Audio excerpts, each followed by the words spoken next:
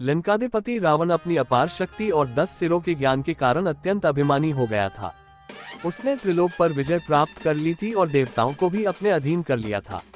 एक बार रावण अपने दिव्य विमान पुष्पक पर सवार होकर उत्तर दिशा की ओर जा रहा था। रास्ते में उसकी भेंट भगवान शिव के परम भक्त और नंदीश्वर नंदी से हुई। नंदी ने रावण को आगे जाने से रोकते हुए कहा, हे रावण, आगे महादेव अपनी अर्धांगिनी पार्वती के साथ विहार कर रहे हैं।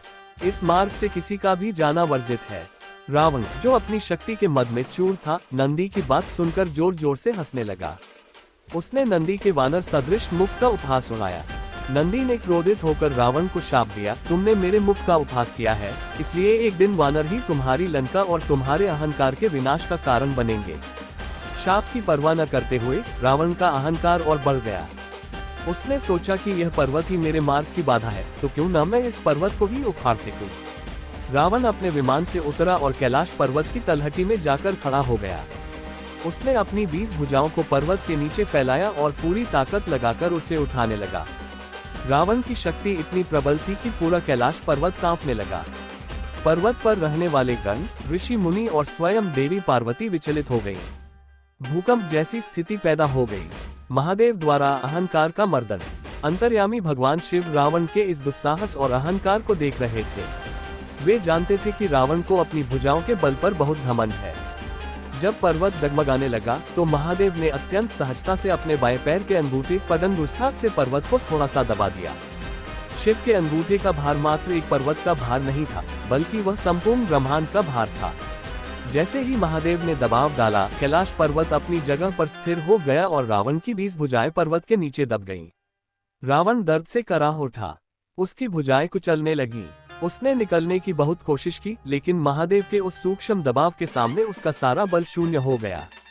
रावण को अपनी भूल का एहसास हुआ। उसे समझ आ गया कि जिस शक्ति पर वह गर्व कर रहा था, वह महादेव की एक अंगुली के सामने कुछ भी नहीं है।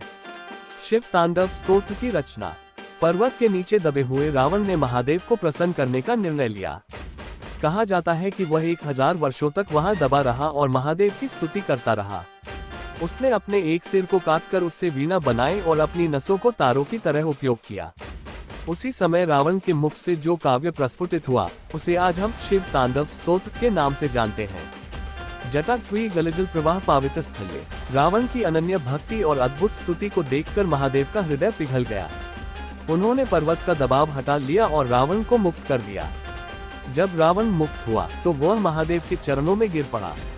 महादेव ने कहा, हे दशानन, जब तुम्हारी भुजाएं पर्वत के नीचे दबी थीं, तब तुम्हारे रोने रावक से तीनों लोग कांप उठे थे। इसलिए आज से तुम रावण, वह जो भीषण गर्जना करे, के नाम से जाने जाओगे। महादेव ने उसे चंद्रहास नामक खड्ग भी प्रदान किया, लेकिन साथ ही यह चेतावनी भी दी कि जब तक तुम्हारा मन भक्ति में रहेगा, तुम अजय रहोगे, परंतु अहंकार तुम्हें ले डूबेगा।